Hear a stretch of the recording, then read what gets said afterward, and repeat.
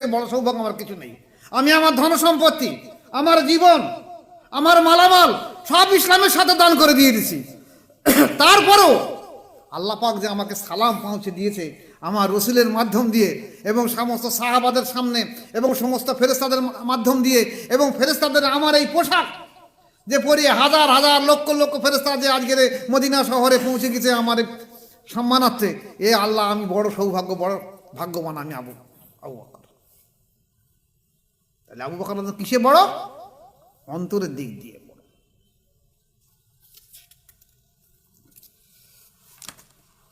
আসুন,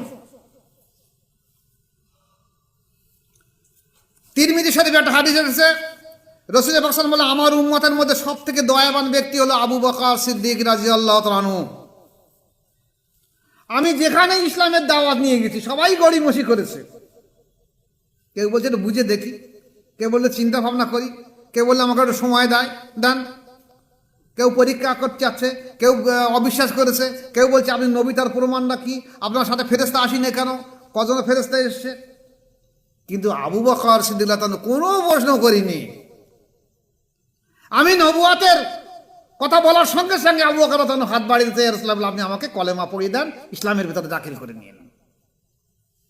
একমাত্র ব্যতিক্রম আবু বকর রাদিয়াল্লাহু তাআলা যে কোনো বিনা